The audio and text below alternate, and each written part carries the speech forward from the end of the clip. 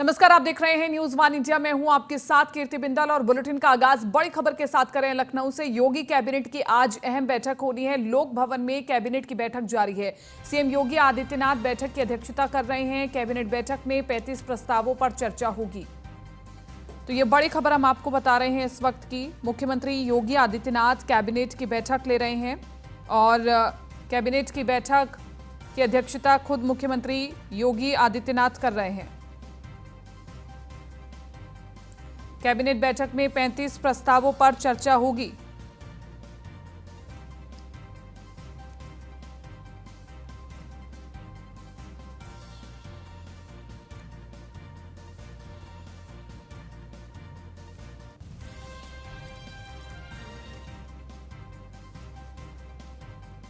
Deputy CM Brajesh Pathak ने क्या कुछ कहा है वो भी आपको सुनवा देते हैं। चुनाव में भारतीय जनता पार्टी के प्रत्याशी अमन गिरी जी प्रचंड बहुमत से जीत रहे हैं।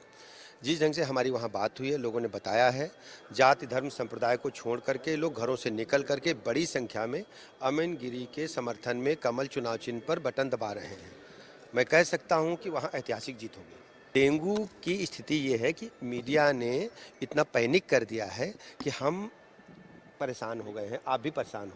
उत्तर प्रदेश की आम जनता से भी निवेदन है, अपने घर के आसपास साफ पानी किसी भी स्थिति में जमा न होने दें। समाजवादी पार्टी मीडिया में इस प्रकार की चर्चा को बल दे रही है जिससे उसको राजनीतिक लाभ मिल सके।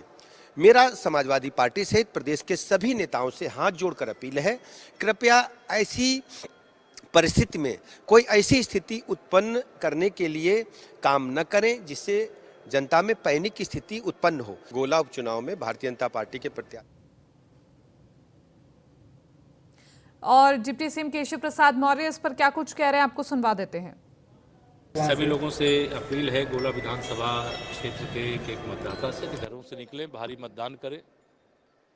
विकास के लिए, लोकतंत्र की मजबूती के लिए मताधिकार का प्रयोग जरूरी होता है और सबसे बार बार यही आग्रह है कि पहले मतदान फिर जलपान। केशव जी, जो केंद्रीय राज्य मंत्री हैं भानु प्रसाद जी, उन्होंने कहा है कि 2024 से पहले उत्तर प्रदेश समेत कई राज्यों में कॉमन सिविल कोड लागू होगा। अब मेरी उनसे बात नहीं हुई है, लेकिन उन्होंने किस परिप्रेक्ष्य में कहा है, उन्होंने जो कहा होगा उसका हितार्थ आप जानते होंगे, लेकिन मेरी अभी बात उनसे है नहीं ऐसी कोई। लेकिन दिल्ली से अगली बड़ी खबर, गुजरात चुनाव पर इलेक्शन कमीशन की प्रेस कॉन्फ्रेंस। 2 चरण में हो सकते हैं गुजरात चुनाव, ये बड़ी खबर हम आपको बता रहे हैं। दिल्ली से इस वक्त की बड़ी खबर, गुजरात चुनाव पर इलेक्शन कमीशन ने प्रेस कॉन्फ्रेंस की। 2 चरण में गुजरात चुनाव हो सकते हैं, सूत्रों के हवाले से खबर हम आपको बता रहे हैं।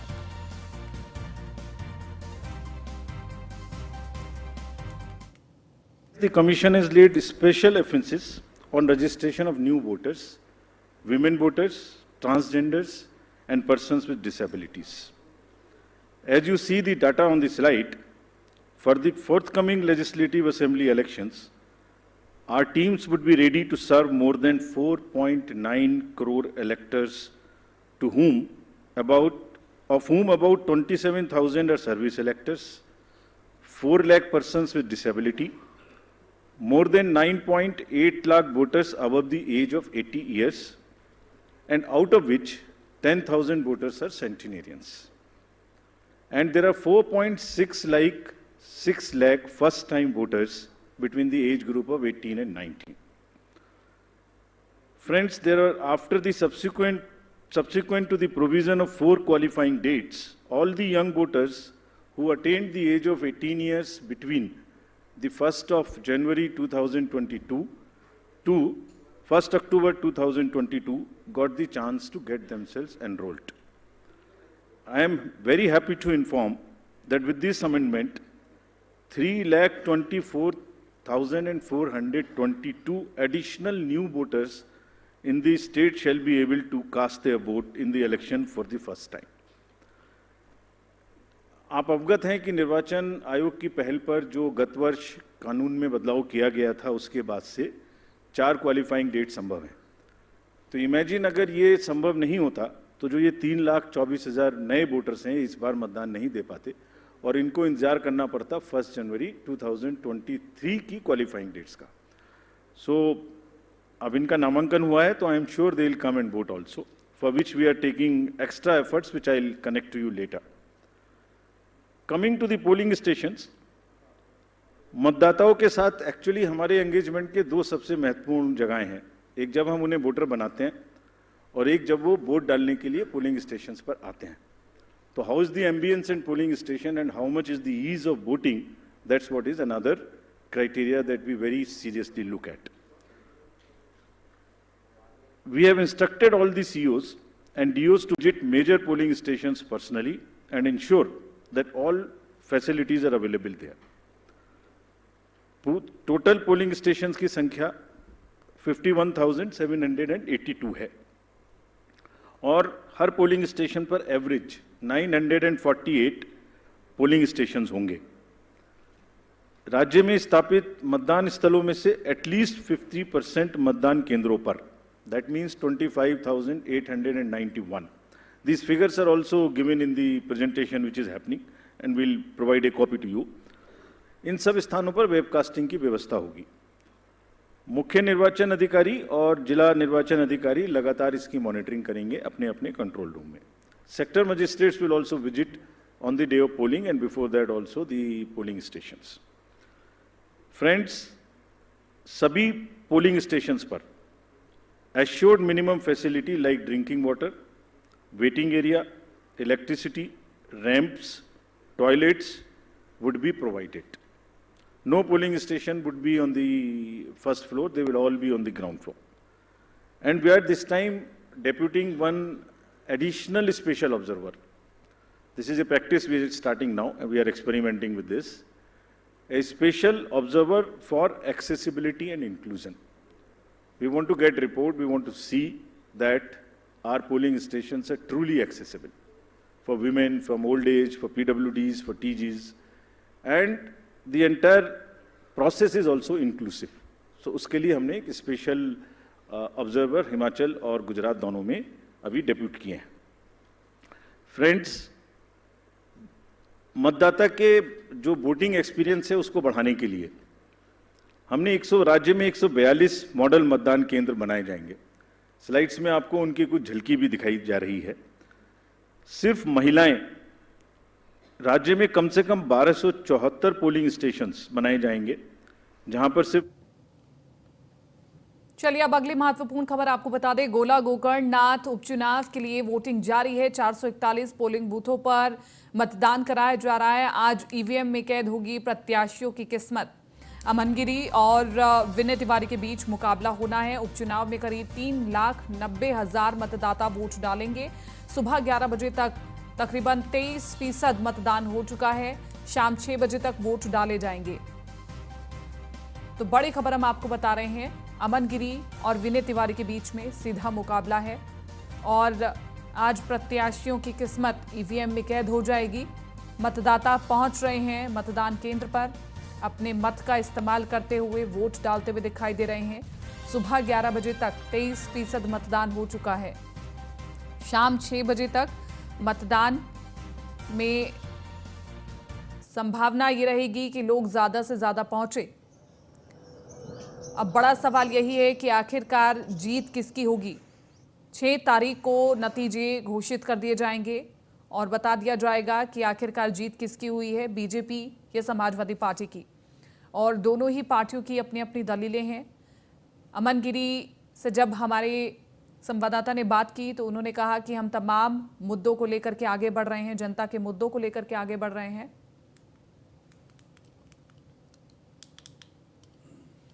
गोला गोकर्णनाथ विधानसभा सीट पर उपचुनाव के लिए वोटिंग जारी है। बीजेपी ने अरविंद गिरी के बेटे अमन गिरी को चुनावी मैदान में उतारा है। हमारे संवाददाता अवध जायसवाल ने बीजेपी उम्मीदवार से खास बातचीत की। क्या कुछ कहा उन्होंने, सुनवाते हैं। प्रत्याशी अमन गिरी में साथ में है, जिनसे जानते हैं कि आखिरकार जनता जो है इस बार किन मुद्दों को लेकर वोट कर रही है। गिरी जी, आज चुनाव हो रहा है, जनता किन मुद्दों को लेकर वोट कर रही है? जनता, हमारे गोला विधानसभा की जनता बहुत ही जागरूक है, बहुत ही सजग है, बहुत ही समझदार है। वो जानती है कौन काम करता है, कौन से बरगलाने और झूठ फैलाने का काम करता है, उल्टा सीधा बोलने का काम करता है, उल्टा सीधा ही काम करता है। इसीलिए उन्होंने भारतीय जनता पार्टी को चुना है, उन्हीं को वोट कर रहे हैं और 6 तारीख को वो नतीजा भी दिखाई देगा। स्वर्गीय अरविंद गिरी जी का एक सपना था कि काशी, छोटी काशी जो है इसको कॉरिडोर बनाना है। क्या उन सपनों को आप साकार करेंगे? साकार हो रहा है।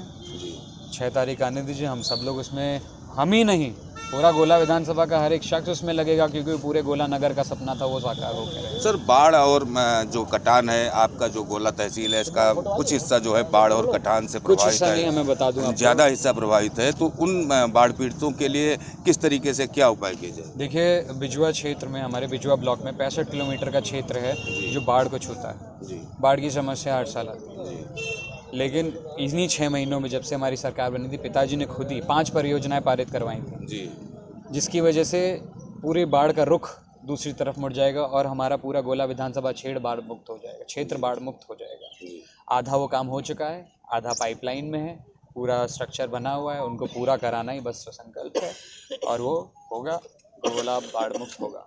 गिरी जी, आप युवा हैं, हमने क्षेत्र में कैंपेन किया, युवाओं को आपसे बहुत ज़्यादा उम्मीद है। आखिरकार यदि आप चुनाव जीतते हैं तो युवाओं के लिए कौन से जो आपके क्षेत्र में जो बेरोजगार युवा है, किस तरीके के अवसर प्रदान करेंगे? देखिए, बाबा जी ने, हमारे योगी मुख्यमंत्री जी ने भी बताया था कि हमारा कॉरिडोर का निर्माण होगा। सबसे पहली बात तो सिर्फ बाबा के भव्य दर्शन तो हम लोग को मिलेंगे ही मिलेंगे, उनका घर बढ़िया सजाया जाएगा ही जाएगा, लेकिन साथ ही में युवाओं के लिए नए नए उम्मीदें भी बढ़ के बाहर निकलेंगी, नए नए रोज़गार भी निकलेंगे। किसी एरिया का डेवलपमेंट होता है तो सबसे पहले वहाँ के रोज़गार बढ़ते हैं, रोज़गार बढ़ता है तो जनता अपने आप खुश होती है, जनता खुश होती है तो विकास होता ही होता है। जी, तो ये जो अमन गिरी जी थे, इनका साफ तौर पर कहना है कि जनता जो है विकास के मुद्दों को वोट करेगी और जो हमारे पिताजी ने इस क्षेत्र में काफ़ी विकास किया है तो उनको अपने जीत के प्रति पूरा आश्वस्त है। AK Jaiswal, news 1 India, Lakhimpur Kheri. Sapa प्रत्याशी विनय तिवारी इस सीट से चुनावी मैदान में है। मतदान करने पहुंचे विनय तिवारी ने इस दौरान क्या कुछ कहा, सुनवाते हैं। ये सबसे बड़ी समस्या है जो भारतीय जनता पार्टी की सरकार है। इस सरकार में जिस तरीके से किसान त्रस्त हुआ है, नौजवान त्रस्त हुआ है, छात्र त्रस्त हुआ है, इस जो त्रस्ती जो सभी लोग त्रस्त हुए हैं, इसको ये समाजवादी पार्टी का मुद्दा है। ये सबसे बड़ी। और वहीं हमारे संवाददाता अवध जायसवाल ने ADG ब्रजभूषण से खास बातचीत की है, क्या कुछ उन्होंने कहा, सुनवाते हैं। विधानसभा में उपचुनाव हो रहा है। ADG साहब बूथों का निरीक्षण कर रहे हैं, हमारे साथ ADG साहब स्वयं हैं, जिनसे जानते हैं कि आखिरकार किस तरीके से बूथों का निरीक्षण हो रहा है और क्या सिक्योरिटी यानी लगाई गई है चुनाव में। देखिए, प्रत्येक केंद्र पर हम लोगों ने पैरामिलिट्री फोर्स का डिप्लॉयमेंट किया है जी। इसके अलावा बाहरी जनपद का फोर्स आया है, वहाँ डिप्लॉयमेंट है जी। बूथ के अलावा जो हमारा जगह जगह हमारी चेकिंग चल रही है, जैसे कोई एंटी सोशल एलिमेंट्स को डिस्टर्बेंस न करने पाए जी। पर्याप्त संख्या में जोनल सेक्टर मजिस्ट्रेट की नियुक्ति की गई है, उन साथ में पुलिस फोर्स लगाया गया है जी। क्लस्टर बनाए गए हैं और हमारी व्यवस्था इस प्रकार से है कि जो फोर्स बूथ पर है उसके अलावा भी जो अधिकारी हैं हर 5-10 मिनट में हमारी कोई मोबाइल में पहुँच जा रही है जी। और पूरे विधानसभा में बहुत ही फ्री, फेयर, इम्पार्शियल रूप से चुनाव चल रहा है। जो क्रिटिकल बूथ हैं उन पर क्या इंतजाम विशेष तौर पर किए गए? देखिए, जितनी क्रिटिकल बूथ्स हैं, एक तो पहले हम बता दें वहाँ जितने एंटी सोशल एलिमेंट्स थे जिनकी वजह से बूथ क्रिटिकल होती है, उन सबको पहले ही चिन्हित करके उनके खिलाफ प्रिवेंटिव कार्रवाई की गई है, जैसे कोई किसी प्रकार का भी डिस्टर्बेंस न करने पाए, न उनकी हिम्मत करने पाए। उसके अलावा वहाँ एक्स्ट्रा पैरामिलिट्री फोर्सेज की तैनाती की गई है। वहाँ बहुत सी जगह हम लोगों ने स्टैटिक फोर्स भी, स्टैटिक मशीनरी भी वहाँ लगाए गए हैं और वहाँ विशेष ध्यान दिया जा रहा है और कहीं कोई शिकायत कहीं से आ नहीं रही। तो ADG साहब का साफ तौर पर कहना है कि बहुत अच्छे माहौल में मतदान हो रहा है और फ्री टू फेयर यानी चुनाव कराया जाएगा, किसी तरीके से कोई मतदाता को किसी तरीके से कोई दिक्कत नहीं आएगी। AK Jaiswal, news 1 India, Lakhimpur Kheri. विधानसभा तो गोला गोकर्णनाथ सीट पर उपचुनाव जारी है और ऐसे में दोनों ही प्रत्याशियों के बीच में सीधी टक्कर है। एक तरफ विनय तिवारी और एक तरफ अमन गिरी, दोनों के बीच में सीधा मुकाबला है। अमन गिरी के लिए राह बिल्कुल भी आसान नहीं है क्योंकि विनय तिवारी यहाँ पर पहले भी विधायक रह चुके हैं और ऐसे में अमन गिरी का एक्सपीरियंस थोड़ा नया होगा, लेकिन सहानुभूति फैक्टर शायद उनके लिए काम करता है या नहीं करता, ये भी सबसे बड़ा सवाल है। अवध जायसवाल हमारे साथ बने हुए हैं ज्यादा जानकारी के साथ। अवध जायसवाल, सबसे पहले तो बताएं कि तस्वीरें क्या कहती हैं, मतदाताओं का उत्साह बढ़ रहा है, लोग घरों से बाहर निकल रहे हैं मतदान करने के लिए या नहीं? देखिए जिस तरीके से दिन की दिनचर्या बढ़ रही है उसी तरीके से मतदाता भी बढ़ रहे हैं। 11 बजे का अपडेट था, 23% मतदाता जो है अपने मताधिकार का प्रयोग कर रहे हैं और जिस तरीके से दिन बढ़ता जाएगा उसी तरीके से मतदाता बढ़ते जाएंगे। जो ग्रामीण अंचल है वहाँ भी मतदाता जो है लंबी कतारों में खड़े हो चुके हैं और मतदाता का जो समय है 6 बजे तक यानी मतदान करने का, उसी के दौरान यानी मतदाता जो है अपने मताधिकार का प्रयोग करेंगे। सुबह थोड़ी रफ्तार जरूर यानी धीमी रही थी कि चूंकि कोहरा था और थोड़ा ठंड का मौसम था, इसलिए लोग सुबह घर से निकलने में परहेज कर रहे थे, लेकिन अब धूप खुल चुकी है, लोग अपने घरों से निकल रहे हैं। महिला हो या पुरुष हो या बच्चे हो, महिला हो या पुरुष हो, सभी लोग, बुजुर्ग हो, सभी लोग अपने मताधिकार का प्रयोग कर रहे हैं। लोग वाहनों से आ रहे हैं, चूंकि प्रशासन द्वारा सबसे बड़ी बात थोड़ा इस तरीके से की गई है कि प्रशासन ने इस बार जो विकलांग थे उनके लिए ट्राईसाइकिल वगैरह की व्यवस्था की जाती है मतदान के लिए, लेकिन प्रशासन ने इस बार जो विकलांग थे उस तरीके के मतदाता है, जो बुजुर्ग मतदाता है, क्योंकि एक चुनाव आयोग का निर्देश होता है कि 200 मीटर दूर ही आदमी अपना जो मतदाता है अपना वाहन छोड़ देगा, लेकिन इस बार ऐसी व्यवस्था नहीं की गई है, जिसके चलते थोड़ा जो विकलांग या उस तरीके के बुजुर्ग मतदाता उनको थोड़ा तकलीफ उठाने की कोशिश पड़ रही है, लेकिन तब भी लोग अपने मताधिकार का प्रयोग कर रहे हैं और अभी तक लखीमपुर खीरी में जो चुनाव जो है शांतिपूर्ण तरीके से संपन्न हो रहा है। लेकिन अवध जायसवाल, आप कह रहे हैं कि सब कुछ स्मूथ तरीके से चल रहा है, लेकिन समाजवादी पार्टी हर बार की तरह एक बार फिर से आरोप लगा रही है कि वहां पर या तो समाजवादी पार्टी के जो समर्थक है उन्हें नहीं पहुंचने दिया जा रहा या उनके एजेंट को पहुंचने नहीं दिया जा रहा, भाजपा ने बूथ कैप्चर कर रखे हैं, ये तमाम आरोप लगाए जा रहे हैं।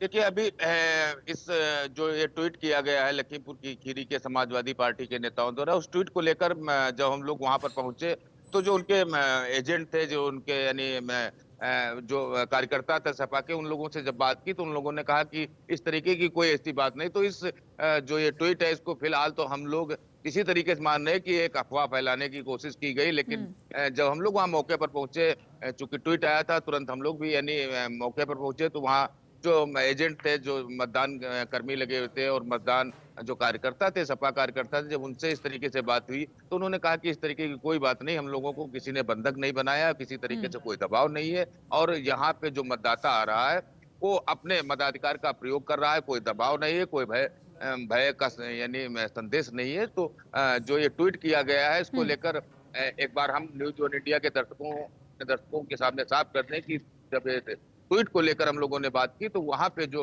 मौके पर पहुंचे जब वहां तो कार्यकर्ताओं और सपा एजेंटों ने इस तरीके की किसी भी बात से इनकार किया है। और शायद इसी प्रकार के व्यवहार की वजह से, इसी प्रकार के आरोप की वजह से मुख्यमंत्री योगी आदित्यनाथ ने अपने संबोधन में कहा था कि समाजवादी पार्टी ने तो पहले से ही रोना शुरू कर दिया है।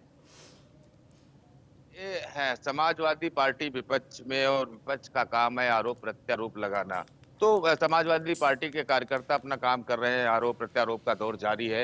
इसी बीच मतदान हो रहा है, लेकिन जनता जो है कहते हैं कि ये पब्लिक है, सब कुछ समझती है, पब्लिक अपने मुद्दों पे वोट कर रही है, पब्लिक समझ रही है कि हमको किस तरीके की सरकार चाहिए, किस तरीके से जो हमारा जनप्रतिनिधि हो हमारी किस तरीके से बात करे और किस तरीके से सारे मुद्दों का जो हमारे क्षेत्र का विकास है, जो हमारी समस्या है उनको कौन निदान करेगा। तो ये पब्लिक है, सब कुछ समझ रही है। जो राजनीतिक दल है, राजनीतिक दल के नेतागण है वो आरोप प्रत्यारोप भले ही लगा रहे हो, लेकिन पब्लिक है सब कुछ समझ रही है। और खासकर इस बार जो तराई में ये जो गोला विधानसभा पड़ती है, इसके जो बिजुआ ब्लॉक है वहां पे जो मतदाता था थोड़ा बाढ़ और कटान से जरूर पीड़ित था, लेकिन अब सबके अपने अपने मुद्दे हैं, जनता के अपने मुद्दे हैं, लेकिन बड़ी बात यह है कि इन तमाम आरोप प्रत्यारोप के बीच में जनता के मुद्दों को सुना जाएगा या नहीं, ये सबसे बड़ा सवाल है। बहरहाल अवध, शुक्रिया तमाम इस जानकारी के लिए और बातचीत के लिए। आगे बढ़ते हैं और एक बड़ी खबर लखनऊ से आ रही है जहां पर एक मार्केट में आग लग गई है। ये बड़ी खबर हम आपको बता रहे हैं, तस्वीरें भी बहुत भयावह निकल करके सामने आ रही हैं। प्रिंस मार्केट की 4थी मंजिल में आग लगी है। लखनऊ से इस वक्त की बड़ी खबर, प्रिंस मार्केट की 4थी मंजिल में आग लगी है। आग बुझाने का लगातार प्रयास किया जा रहा है, लेकिन धुआं इतना हो गया है कि वहां पर अफरा तफरी मच गई है। लोगों को कुछ समझ नहीं आ रहा कि क्या किया जाए और ऐसे में अग्निशमन के जो अधिकारी पहुंचे हैं और पुलिस प्रशासन वहां पर पहुंचा है तो वो कह रहा है कि आप पैनिक सिचुएशन में मत आइए, सिचुएशन को जल्दी टैकल कर लिया जाएगा। तस्वीरें हम आपको दिखा रहे हैं जहां पर आप देखिए कि अग्निशमन के कर्मचारी यहां पर पहुंच चुके हैं। आग बुझाने की कोशिश की जा रही है क्योंकि बीच मार्केट में बनी हुई है ये प्रिंस मार्केट, और ऐसे में यहां पर अग्निशमन कर्मचारियों का पहुंचना भी थोड़ा मुश्किल लग रहा था। अब बिल्कुल टॉप फ्लोर पे पहुंच करके यहां पर आग बुझाने की कोशिश की जा रही है। आप देख सकते हैं अग्निशमन कर्मचारियों की तत्परता, पुलिस कर्मचारियों की तत्परता। पुलिस कर्मचारियों के ऊपर दोहरी जिम्मेदारी, लोगों को भी संभालना है, पैनिक सिचुएशन को भी शांत करना है, सबको आश्वासन देना है कि ठीक हो जाएगा सब कुछ। और अग्निशमन कर्मचारियों के ऊपर भी एक बड़ी जिम्मेदारी कि वक्त रहते इस चौथी मंजिल में जो आग लगी है उसे कंट्रोल किया जाए, काबू किया जाए, ताकि ये आग बाकी की मंजिलों में ना फैले। और ये तस्वीरें हम आपको दिखा रहे हैं। बहरहाल क्या वजह रही कि आग लगी, और आग लगी तो इतनी भयानक लगी, और प्रिंस मार्केट की चौथी मंजिल के अंदर कोई मौजूद था या नहीं था, ये भी बड़ा सवाल बना हुआ है। लेकिन आप देखिए कि किस तरह से पुलिस कर्मचारी यहाँ पर पहुंचे हैं, अग्निशमन कर्मचारी यहाँ पर पहुंचे हैं। टॉप फ्लोर पर जाकर के भी यहाँ पर कोशिश की जा रही है कि आग को बुझाया जाए। व्यस्त एरिया है ये बहुत ज़्यादा, और ऐसे में यहाँ पर इस मार्केट के बीच में अग्निशमन कर्मचारियों का पहुंचना मुश्किल तो था थोड़ा, लेकिन वक्त रहते यहाँ पर कार्रवाई भी करनी थी और आग को भी बुझाना था। तो ये बड़ी खबर भी है और तमाम तस्वीरें हम आपको दिखा रहे हैं। नीलेश चौहान हमारे साथ बने हुए ज्यादा जानकारी के साथ संवाददाता। नीलेश चौहान, सबसे पहले बताएं कि आग बुझ गई है, कोई ज्यादा नुकसान तो नहीं हुआ? देखिए, बिल्कुल आपको बता दूं कि सुबह 10:30 से 11 के बीच में ये आग लगी थी। हजरतगंज का सबसे पॉश इलाका गिना जाता है प्रिंस मार्केट, जहां पर कपड़ों की बड़ी दुकानें हैं। साथ ही साथ ऊपर के जो फ्लोर्स हैं उसमें कोचिंग सेंटर संचालित होते हैं। सुबह शॉर्ट सर्किट की वजह से आग लगी थी। जब आग लगने की सूचना स्थानीय पुलिस और दमकल कर्मियों को मिली तो आनंद फानंद में सभी वहां पर पहुंचते हैं, और जो कोचिंग में पढ़ने गए छात्र हैं सबसे पहले उनको सकुशल निकाला जाता है, और साथ ही साथ जो बड़े पैमाने पर जो है अभियान चलाकर आग बुझाने का काम किया गया है। फिलहाल हजरतगंज में जो आग लगी थी उसको बुझा लिया गया है और किसी के हताहत होने की कोई सूचना नहीं है। ये कहा जा सकता है कि प्रिंस मार्केट जिस जगह पर है, कहीं ना कहीं वहां पर तमाम ऐसे कोचिंग सेंटर्स हैं, दुकानें हैं जो कहीं ना कहीं नियमों के विपरीत या फिर कह सकते हैं कि बिना फायर एनओसी के संचालित हो रहे हैं। ऐसे में फायर विभाग को बड़े पैमाने पर उस इलाके में अभियान चलाने की जरूरत है। खासतौर पर उन कोचिंग सेंटरों को नोटिस देने की और कार्रवाई करने की जरूरत है जो सकरी गलियों में संचालित हो रहे हैं, और उसको अगर आग जैसी स्थितियां बनती हैं तो मात्र एक ही सीढ़ी का रास्ता है जिससे वो निकलकर भाग सकते हैं। ऐसी परिस्थितियों में आज सुबह जब ये आग लगी उस समय कोचिंग सेंटर खुलने का समय हो रहा था। अगर ये आज शाम के समय लगती तो कहीं ना कहीं कई लोग जो है इसमें हताहत हो सकते थे, क्योंकि प्रिंस मार्केट एक ऐसा इलाका है जहां शाम को हजारों की तादाद में लोग खरीदारी करने और कोचिंग में पढ़ाई करने के लिए जाते हैं।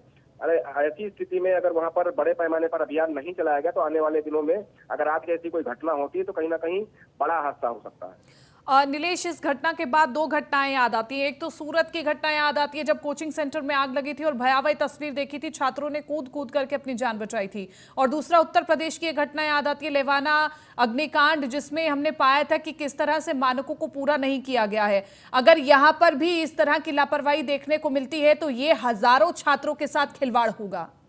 देखिए, बिल्कुल लेवाना अग्निकांड के बाद से उत्तर प्रदेश में बड़े पैमाने पर न्यूज वन इंडिया ने मुहिम चलाई थी कि उन तमाम संस्थानों को उजागर किया था जो बिना फायर एनओसी के संचालित हो रहे थे। उसके बाद बड़े पैमाने पर फायर विभाग ने अभियान भी चलाया, तमाम लोगों को नोटिस दी और तमाम संस्थानों के ऊपर कार्रवाई की। आज की अगर हम घटना को देखें और कहीं ना कहीं अगर कोचिंग सेंटर में बच्चे पूरी संख्या में पहुंचे होते, पढ़ाई कर रहे होते तो बड़ा हादसा हो सकता था, क्योंकि जब आग लगी तो आग लगने के कारण कोचिंग के अंदर बहुत ज्यादा धुआं जो है इकट्ठा हो गया था, लोगों को सांस लेने में तकलीफ हो रही थी। हालांकि स्थानीय पुलिस ने बेहतर काम किया और स्थानीय पुलिस के जो जवान थे तत्काल प्रभाव से जो अंदर छात्र थे सबसे पहले उनको निकालने का काम किया, उसके बाद फायर विभाग के साथ मिलकर आग बुझाने का काम किया। कहीं ना कहीं अग्निशमन विभाग को बड़े पैमाने पर उन कोचिंग संस्थानों को चेक करने की जरूरत है जो राजधानी लखनऊ के हजरतगंज जैसे पौष इलाके में संचालित हो रहे हैं और खासतौर पर उन बिल्डिंगों में संचालित हो रहे हैं जिनमें मानकों के विपरीत जो है ये कोचिंग सेंटर चल रहे हैं। अब देखना होगा कि फायर विभाग की तरफ से और एलडीए की तरफ से, नगर निगम की तरफ से किस तरीके से अभियान चलाया जाता है, क्योंकि इससे पहले भी हमने देखा था कि कोचिंग सेंटर में आग लगी थी। आग लगने की जैसे ही सूचना मिली तो पुलिस मौके पर पहुंची, बच्चों को निकाला गया। हालांकि कोई उसमें भी हताहत नहीं हुआ था, लेकिन ये अभियान चलाने की जरूरत है ताकि भविष्य में कोई ऐसा हादसा ना हो जिसमें छात्रों को या कोई वहाँ काम करने वाला कर्मचारी उसमें हताहत हो सके। ठीक है, शुक्रिया नीलेश तमाम इस जानकारी के लिए।